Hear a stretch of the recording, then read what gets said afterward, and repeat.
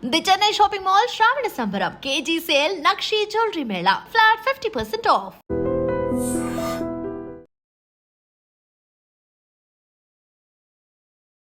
అందరికీ నమస్తే, welcome to I dream. నేను మీ చాణక్య.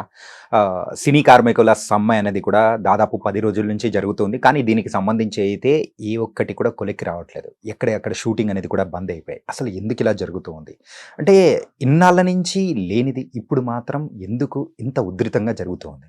అసలు నిర్మాతలు ఏ ఒక్క మెట్టు దిగట్లేదు, అటు కార్మికులు కూడా మెట్టు దిగట్లేదు.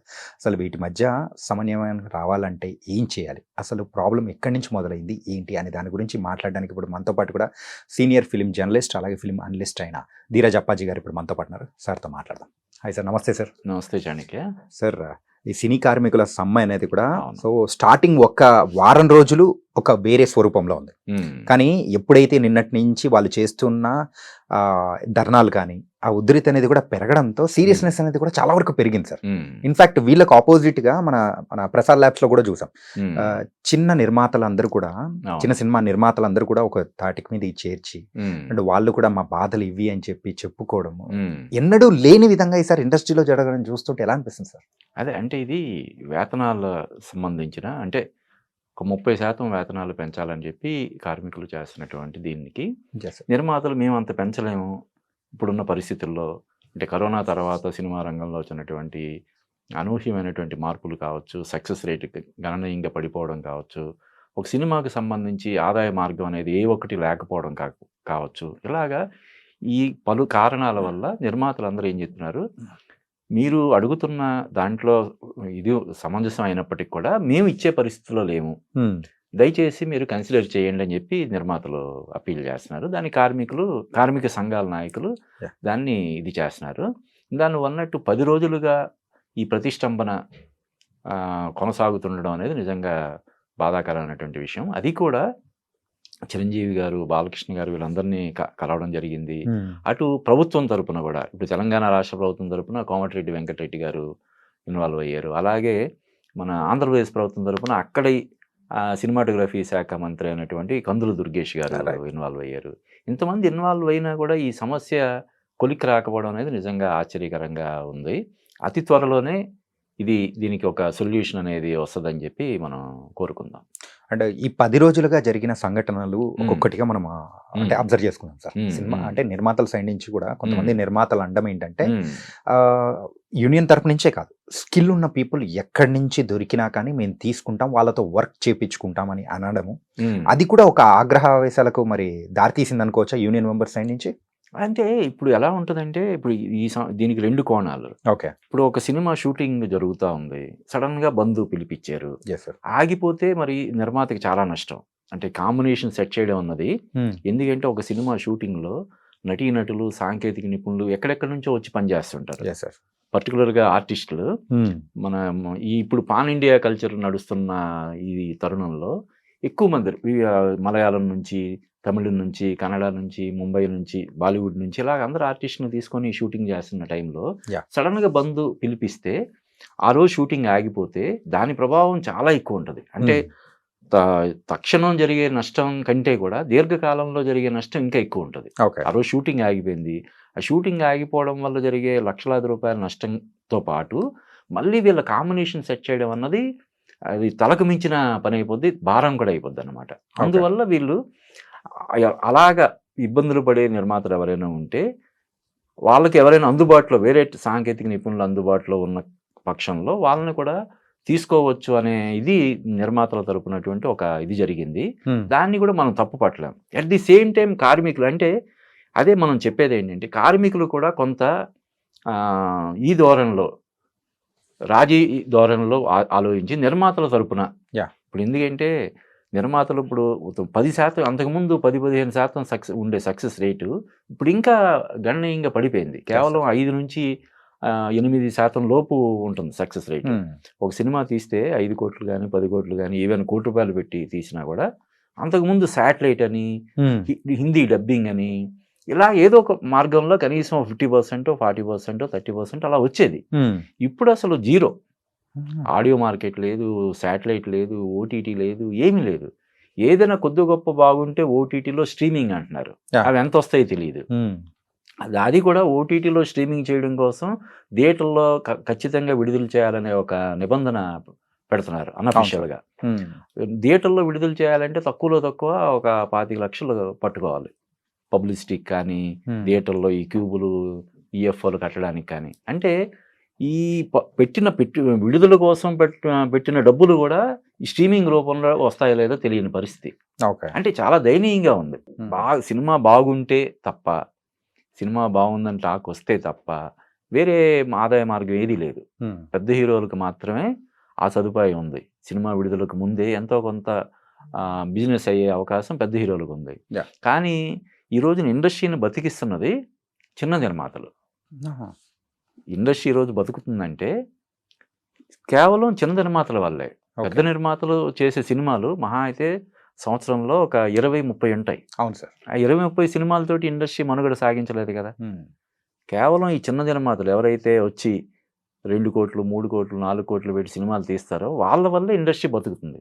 ఓకే. దురదృష్టవశాత్తు మనం చూస్తే 100కి 95 మంది ఒక సినిమా తీసిన తర్వాత రెండో సినిమా తీసిన దాఖలాలు లేవు. మనం చూస్తే మొత్తం గత 20-30 ఏళ్లలో ఒక సినిమా తీసిన ప్రొడ్యూసర్ మళ్ళీ ఇంకో సినిమా తీసాడా అంటే లేదు. వస్తున్నారు, ఇండస్ట్రీకి ఏదో విరాళం ఇచ్చినట్టు పాపం ఇచ్చేసి ఒక చేదు అనుభవాన్ని మూటగట్టుకొని వెనక్కి వెళ్ళిపోతున్నారు. ఈ పరిస్థితిని కూడా మన కార్మిక సంఘాల నాయకులు గమనంలోకి తీసుకోవాలి. ముఖ్యంగా ఈ కార్మిక సంఘాలకి నాయకత్వం వహిస్తున్న వాళ్ళకి నిర్మాతల కష్టాలు కూడా తెలుసు. ఇప్పుడు ఎవరైతే ఫెడరేషన్ నాయకులు ఉన్నారో వాళ్ళు నిర్మాణంలో కూడా వాళ్ళకి అనుభవం ఉంది. వాళ్ళు కూడా సినిమాలు తీసి నష్టపోయిన ఈ ఉదంతాలు ఉన్నాయి కాబట్టి నిర్మాతల కష్టాలు వాళ్ళకి తెలిసిన వ్యక్తులుగా వాళ్ళు కూడా కార్మికులకు నచ్చ చెప్పాల్సినటువంటి అవసరం ఉంది. అంటే ఇప్పుడు 30% అడుగుతున్నారు, రూపాయి కూడా పెంచం మేము, మీరు చేస్తే చేయండి అంటం లేదు.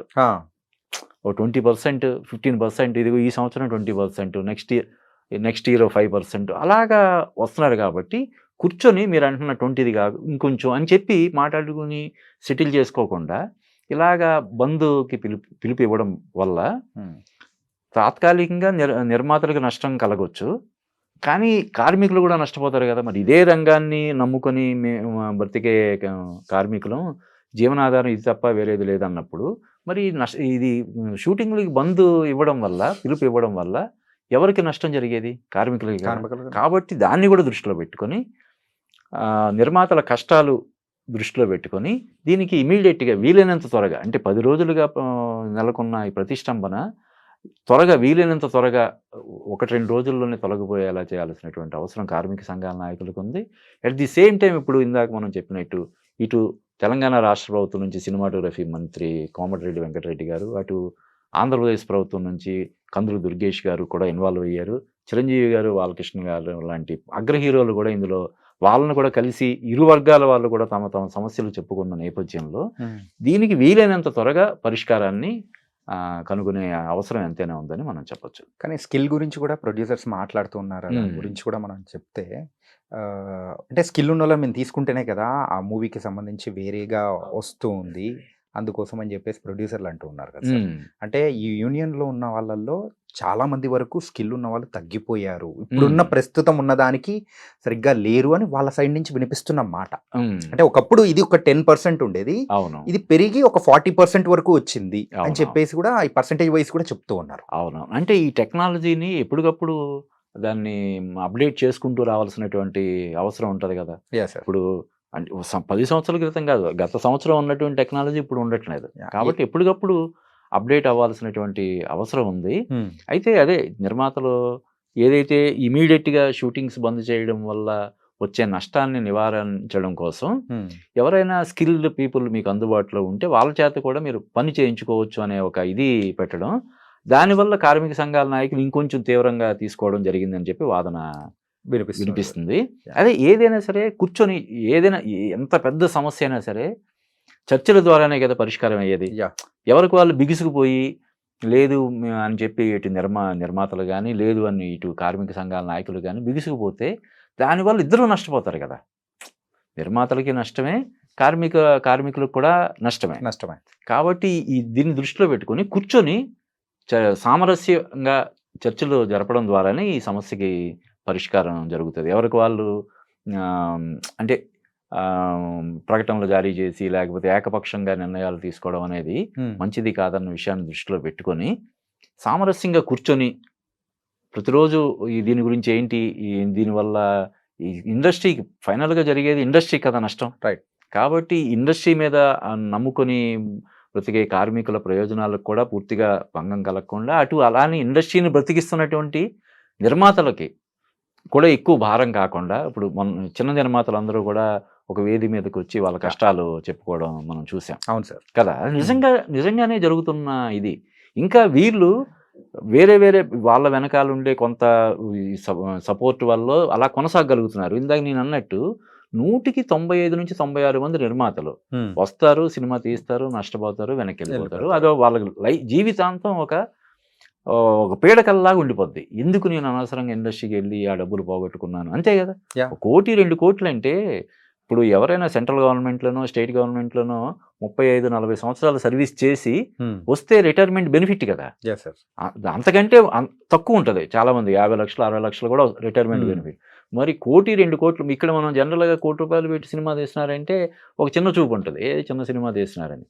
కానీ జీవితంలో 1 కోటి రూపాయల విలువ ఎంత? మామూలు విలువ కాదు కదా 1 కోటి రూపాయలు అంటే. చిన్న ఫ్యామిలీ అయితే హ్యాపీ. కానీ ఇక్కడ ఎవరైనా వచ్చి ఒక ప్రొడ్యూసర్ మనం చూస్తుంటాం, 1 కోటి రూపాయలు పెట్టి సినిమా తీస్తున్నాడంటే ఏదో చిన్న సినిమాలే, ఉప్మా సినిమా అంటే అంత దోపిడీ జరుగుతుంటుంది ఇక్కడ. చిన్న నిర్మాత ఎవరైనా వచ్చి సినిమా తీయాలని వస్తే రకరకాలుగా ఎక్స్ప్లాయిట్ చేసి ఇంకా వాడు మళ్ళీ జీవితంలో సినిమా రంగం వైపు మనం కన్నెత్తి కూడా చూడకూడదు అనే ఒక కఠినమైనటువంటి నిర్ణయం తీసుకుని వెళ్ళిపోయే పరిస్థితులు ఉంటాయి. కాబట్టి వీటన్నిటిని కూడా దృష్టిలో పెట్టుకొని ఇటు కార్మిక సంఘాల నాయకులు కూడా నిర్మాతల కష్టాలని దృష్టిలో పెట్టుకొని వాళ్ళు సానుకూలంగా స్పందించాలని మనం ఖచ్చితంగా కోరుకోవాలి. సార్, ఇందాక మీరు చెప్పిన మాటల్లో చిన్న నిర్మాతలే ఇండస్ట్రీని బతికిస్తున్నారు. ఎవరైనా అందులో అసలు భిన్నాభిప్రాయాలకి తావులేని నగ్న సత్యం అది. ఓకే. మరి ఇలాంటి సందర్భంలో యూనియన్ వాళ్ళైనా కంటే తక్కువ తీసే సినిమాలకు ఈ కైండ్ ఆఫ్ రేట్స్ అండ్ ఇంతకంటే బడ్జెట్ దాటి ఈ స్కేల్ దాటింది అని అంటే పెద్ద సినిమాల వైజ్, సో వాళ్ళకి ఈ స్కేల్ అని చెప్పేసి ఈ టైప్ లో డిఫరెన్షియేట్ చేసి పెడితే అట్లా వెసులుబాటు అవుతుంది. ఆచరణలో కుదరదు చాణక్య. అంటే చాలా మంది భారీ బడ్జెట్ సినిమా అయినా కూడా చాలా తక్కువ బడ్జెట్ లో చేస్తున్నాము, ఇది చిన్న బడ్జెట్ లో తీసుకుంటున్న సినిమా అని చెప్పే అవకాశం ఉంటది. అంటే దాన్ని మనం ఇది చేస్తాం, ఫిల్మ్ ఛాంబర్ అయినా సర్టిఫై ఇవ్వదు కదా, ఇది చిన్న సినిమా కాబట్టి దీనికి ఈ వేతనాలు ఇలా ఉండాలని చెప్పదు కదా. కాబట్టి దాన్ని డిఫరెన్షియేట్ చేయడం అన్నది ఆచరణలో కష్టం. అంటే పెద్ద హీరోలు ఉంటే ఆటోమేటిక్గా అది పెద్ద సినిమా అవ్వచ్చు. కానీ కొన్ని ఇప్పుడు ఎవరో హీరో ఇంట్రడ్యూస్ అవుతాడు. ఇప్పుడు మొన్న ఉదాహరణకి మన తెలుగు సినిమా కాకపోయినా జూనియర్ అనే సినిమా వచ్చింది, కొత్త కుర్రాడు. కానీ వాళ్ళ ఫాదర్ గాలి జనార్దన్ రెడ్డి బీభత్స అనేటువంటి సౌండ్ పార్టీ విడికి ఖర్చు పెట్టారు. దాన్ని మనం ఏం చెప్తాం, చిన్న సినిమా అంటావా పెద్ద సినిమా అంటావా? పెద్ద సినిమానే సార్. ఎందుకంటే మిగతా స్టార్ కాస్ట్ అంటే దాన్ని మనం అంటే హీరోను మనం ఎలా నిర్వచిస్తాం, హీరోని బట్ట, హీరోయిన్ బట్ట, డైరెక్టర్ని బట్ట ఆ నిర్వచనం. ఇప్పుడు ఉదాహరణకి ఎవరైనా పెద్ద డైరెక్టర్ ఒక సినిమా తీస్తున్నాడు. ఇప్పుడు వివి నాయక్ గారు చాలా రోజులు బట్టి ఆయన సినిమా దర్శకత్వాన్ని దూరంగా ఉన్నాడు, ఆయన ఒక సినిమా తీస్తున్నాడు అనుకుందాం వాళ్ళతోటి. అది దాన్ని చిన్న సినిమా అంటావా పెద్ద సినిమా అంటావా? అలాగా చెప్పడం కష్టం అన్నమాట. ఏది చిన్న సినిమా ఏది పెద్ద సినిమా అన్నది చెప్పడం కష్టం. కానీ ఈ కార్మిక సంఘాల నాయకులకు తెలుస్తుంది, జనరల్గా తెలుస్తుంది ఒక సినిమా ఇది భారీ బడ్జెట్ సినిమా లేకపోతే లో బడ్జెట్ సినిమా అన్నది తెలుస్తుంది. దాన్ని దృష్టిలో పెట్టుకుని కూడా చూసి చూడనట్టు కొన్ని, అంటే కంపల్సరీ ఇంతమంది ఉండాలి, కంపల్సరీ ఇలాగా ఆ టైమింగ్స్, టైం 1 గంట దాటితే డబ్బులు పే చేయాలి, ఇటువంటి నిబంధనల్ని కొంచెం సడలించి చూసి చూడని దూరంలో వెళ్ళాల్సిన అవసరం ఎంతైనా ఉందని మనం చెప్పొచ్చు. ఓకే. అండ్ అలాగే ఇంకొన్ని వ్యాఖ్యలు ఏంటంటే, సో యూనియన్ తరపు నుంచి చూస్తూ ఉంటే అందులో ఎవరైనా కొత్త వాళ్ళు జాయిన్ అవ్వాలి అని అనుకున్నప్పుడు సో అందులో ఆ మెంబర్షిప్పే సుమారు లక్షల్లో ఉంటుంది. సో అలాంటి సందర్భంలో ఎవరైనా కానీ జాయిన్ అవ్వాలనుకున్నా కానీ కొంచెం అంటే తటపరా చేస్తుంటారు కదా సార్, ముందుకు వెనక్కి అంత డబ్బులు కట్టాలనా, తర్వాత వస్తాయా రావా అని చెప్పేసి ఇట్లాంటివి కూడా ఉంటాయి కదా సార్. మరి అలాంటి సందర్భంలో నార్మల్ వాళ్ళు రావాలన్నా కానీ ఇండస్ట్రీ వైజ్ ఏ మ్మ్. క్రాఫ్ట్ లోకైనా కానీ మ్మ్. కొంచెం భయపడుతూ ఉంటారు కదా సార్. అంటే ఇక్కడ ఈ అంశంలో కూడా 2 కోణాలు. ఓకే. ఇప్పుడు ఉదాహరణకి ఒక 10,000, 20,000, 50,000 పెడితే అది ఇమీడియట్ గా కొన్ని వందలాది మంది అందులో జాయిన్ అయిపోతారు. దాన్ని కట్టడి చేయాల్సినటువంటి అవసరం కూడా వాళ్ళకు ఉంటది. అలా అని నిజంగా నువ్వు అన్నట్టు కొన్ని సంఘాలలో సభ్యత్వం తీసుకోవాలంటే 5 లక్షలు, 10 లక్షలు, 15 లక్షలు కూడా ఉన్నాయని మనకు తెలుస్తుంది. అది నిజంగా మరి కొంచెం అంటే నిజంగా స్కిల్ ఉన్నా కూడా అన్ని లక్షలు కట్టాలంటే కట్టలేని పరిస్థితులు చాలా మంది ఉంటారు కదా. అవును సార్. కాబట్టి దాన్ని కూడా కొంత సడలించే పద్ధతిలో చేయాల్సినటువంటి అవసరం ఉంది. కానీ ఏంటంటే మరి ఏదైనా ఒక సంఘం ఆ సంఘంలో ఉన్నటువంటి సభ్యులందరికీ ఒక భద్రత కల్పించాల్సినటువంటి బాధ్యత ఉన్నటువంటి ఇది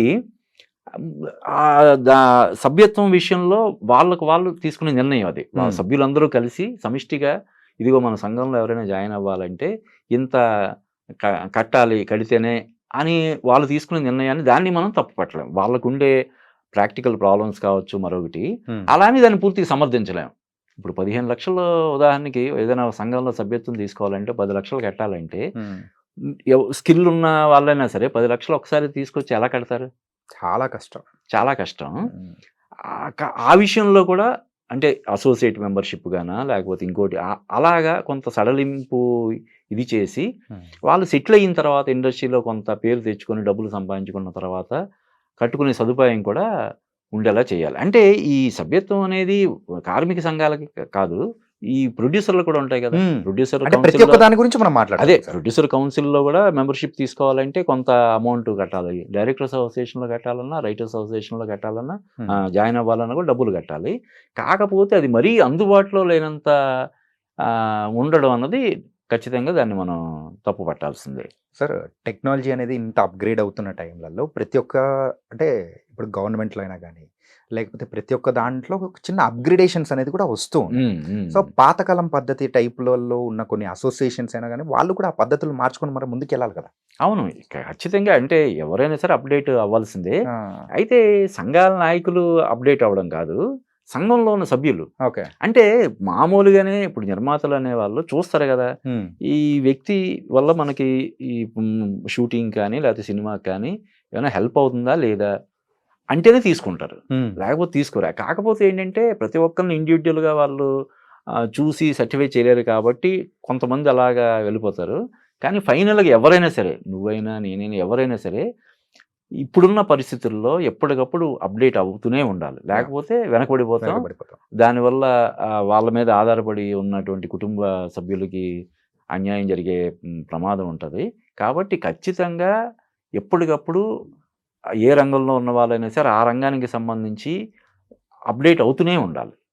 పర్టికులర్గా సినిమా రంగంలో, ఎందుకంటే టెక్నాలజీకి అనుగుణంగా అప్డేట్ అవ్వకపోతే ఖచ్చితంగా వాళ్ళు వెనకబడిపోతారు. కాబట్టి అది అంటే ఆ విషయంలో నువ్వు అన్నట్టు యూనియన్ లీడర్స్ ఎవరైతే కార్మిక సంఘాల నాయకులు ఉన్నారో వాళ్ళు వాళ్ళ సభ్యులు ఎప్పటికప్పుడు ఈ సెమినార్లని, వర్క్షాప్లని పెట్టి దాన్ని వాళ్ళని అప్డేట్ చేయాల్సినటువంటి బాధ్యత కూడా తీసుకోవాలి. కేవలం ఈ వేతన సవరణలకు సంబంధించినప్పుడు మాత్రమే వచ్చి మాట్లాడడం అది కాదు, ఎప్పుడు అది ఒక నిరంతర ప్రక్రియ. నెలకొకసారో 2 నెలలకు ఒకసారో పెట్టి, బాబు ఇది టెక్నాలజీ ఇలా ఉంది, మీరు దాన్ని అప్డేట్ అవ్వకపోతే వెనకబడిపోతారు, తర్వాత మేము ఏం చేయలేము అని ఎప్పటికప్పుడు వాళ్ళని అప్రమత్తం చేసి వాళ్ళని ఇది చేయాల్సినటువంటి బాధ్యతని కార్మిక సంఘాలు ఖచ్చితంగా తీసుకోవాలి. ఓకే. అండ్ సార్, ఇండస్ట్రీలో ఇంత అద్భుతంగా అయినా అంటే వేరే ఇండస్ట్రీస్తో కంపేర్ విషయంలో మన టాలీవుడ్ ఉంది. అవును. ఏంటంటే బిజినెస్ ఇచ్చే పరంగా అయినా కానీ, ఆ క్వాలిటీ కానీ, టోటల్ పరంగా కానీ, కంటెంట్ పరంగా కానీ అట్లా ఉన్న టైంలో ఇలాంటి స్పీడ్ బ్రేకర్ అనేది కూడా సో మధ్యలో ఎక్కడైనా గ్యాప్లు ఇచ్చే అవకాశాలు ఉంటాయా? అంటే లైక్ ఇప్పుడు సంక్రాంతికి పెద్ద పెద్ద సినిమాలు అనేది కూడా వస్తున్నాయి. డిసెంబర్కి రాజాసాబ్ ఉంది, ఆల్మోస్ట్ షూటింగ్ అంటే కంప్లీట్ అయిపోయింది. ఇవేమన్నా రావాల్సిన టైం కంటే వెనక పడిపోయే అవకాశాలు ఏమైనా ఉంటాయా? కొంత ఖచ్చితంగా ప్రమాదం కూడా ఉంటుంది. నువ్వు అన్నట్టు ఇప్పుడు చిరంజీవి అనిల్ రావుపూడి కాంబినేషన్లో వస్తున్న సినిమా సంక్రాంతిగానే అనౌన్స్ చేశారు. దానికి ఇంకా షూటింగ్ పూర్తి అవ్వలేదు. రాజాసాబుకి కూడా కొంత ప్యాచ్ వర్క్ ఏదైనా ఉంటే ఉండొచ్చు, ఎందుకంటే ఇంకా December 5th అంటున్నారు, అది కూడా సంక్రాంతికి పోస్ట్ పోన్ అవకాశం ఉంది అంటున్నారు. అలాగే సంక్రాంతి బరిలోనే ఇంకా చాలా సినిమాలు ఉన్నాయి. ఇప్పుడు బోయపాటి బాలయ్య కాంబినేషన్ లో వస్తున్నటువంటి అఖండ 2 కానీ, అది ఇంకా అవి కూడా అంటే దాన్ని కూడా సంక్రాంతి బరిలో నిలుపుదామనే ఆలోచనలు కూడా చేస్తున్నారు. ఓకే. కాబట్టి ఖచ్చితంగా ఇప్పుడు ఇందాక చెప్పా కదా, ఒకరోజు షూటింగ్ ఆగితేనే దాని ప్రభావం చాలా దీని మీద ఉంటుంది. అటువంటిది అబ్రప్ట్గా ఒక 10 రోజులు 15 రోజులు షూటింగ్ ఆగిపోతే అవి ముందుగా అనుకున్నటువంటి తేదీకి విడుదల కావడం అనేది చాలా కష్టం. దానికోసమని అహోరాత్రాలు వీళ్ళు మిగతా వాళ్ళు అంటే ఇప్పుడు ఈ హీరోలు ఆర్టిస్టులు కొంత సహకరించినప్పటికి కూడా మిగతా సాంకేతిక నిపుణులు అందరూ కూడా రేయింబవళ్ళు కష్టపడి దానికి వర్క్ చేస్తే కానీ రాని పరిస్థితి ఉంటుంది. చేసినా కూడా ఒక్కోసారి రాలేకపోవచ్చు. కాబట్టి వీటన్నిటిని దృష్టిలో పెట్టుకొని కార్మిక సంఘాల నాయకులు కూడా పెద్ద మనసు చేసుకొని ఒక రకంగా చెప్పాలంటే, అంటే ఖచ్చితంగా వాళ్ళ వాదనని వాళ్ళ డిమాండ్స్ని మనం పూర్తిగా తోసిపుచ్చలేము, ఇది చేయలేము. కానీ ఇప్పుడున్నటువంటి సినిమా రంగం, మన తెలుగు సినిమా రంగం ఒకవైపు ఏమో నువ్వు అన్నట్టు మిగతా భాషలకు సంబంధించిన సినిమా రంగాలన్నింటినీ మించి ఈరోజు టాలీవుడ్ అనేది బాలీవుడ్ని మించి at the same time success rate పరంగా చూస్తే చాలా దారుణంగా ఉంది. చాలా దయనీయమైనటువంటి పరిస్థితిలో మన నిర్మాతలు ఉన్నారు. కాబట్టి దీన్ని దృష్టిలో పెట్టుకొని మన తెలుగు సినిమా రంగాన్ని ఏదైతే ఈ రోజున ప్రపంచవ్యాప్తంగా ఒక గుర్తింపు, ఒక గౌరవం ఉందో దానికి భంగం కలగకుండా ఉండేలాగా మన కార్మిక సంఘాల నాయకులు వ్యవహరించాల్సినటువంటి అవసరం ఎంతైనా ఉందని మనం చెప్పొచ్చు. ఓకే. అంటే సార్, ఇందులో ఇంకొక కోణం అనేది కూడా బయట కనిపిస్తుంది. ఏంటంటే ఈ సంవత్సరమే ఫెడరేషన్ ఎన్నికలు, ఛాంబర్ ఎన్నికలు ఇవన్నీ కానీ ఉన్నాయి. సో ఇలాంటి సందర్భంలో ఈ ధర్నాలు కానీ ఇదన్నీ చూస్తూ ఉంటే ఎక్కడైనా దీని వెనకాల ఏమైనా కాన్స్పిరసీ ఏమైనా ఉందా? అలా అని కాదు, కానీ ఖచ్చితంగా కొంత ఆ ప్రభావం కూడా కొంత ఉండొచ్చు ఫెడరేషన్. కానీ ఛాంబర్లు అనేది ఫెడరేషన్ కూడా ఛాంబర్లో భాగం. Okay. Ultimate supreme body film chamber. వీటన్నిటికీ సంబంధించి ఇప్పుడు ఈ బంద్కి పిలుపునిచ్చింది కూడా ఫిలిం ఛాంబరే. కాబట్టి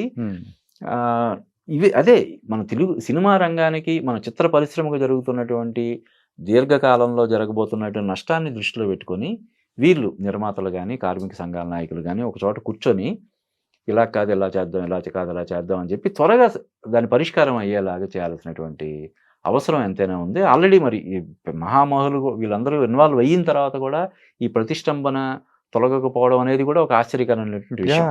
2 రాష్ట్రాల సినిమాటోగ్రఫీ మినిస్టర్లు ఇందులో ఇన్వాల్వ్ అయ్యి చిరంజీవి, బాలకృష్ణ లాంటి అగ్ర హీరోల దృష్టికి కూడా ఈ సమస్యను తీసుకెళ్లిన తర్వాత కూడా ఇది ఒక కొలిక్కి రాకపోవడం అనేది ప్రస్తుతానికి చర్చనీయాంశంగానే ఉంది. కానీ వీలైనంత త్వరలో, నాకు తెలిసి ఇవాళ రేపట్లోనే దీనికి ఒక పరిష్కారం దొరుకుతుందని చెప్పి నేను అనుకుంటున్నాను. Nice sir. అంటే దీనికి సంబంధించి బోల్డైన విషయాలు, అంటే డిఫరెంట్ కోణాల్లో కూడా మీరైతే విశ్లేషించడం అనేది కూడా చాలా బాగుంది sir. So thank you so much sir. Thank you Chanakya.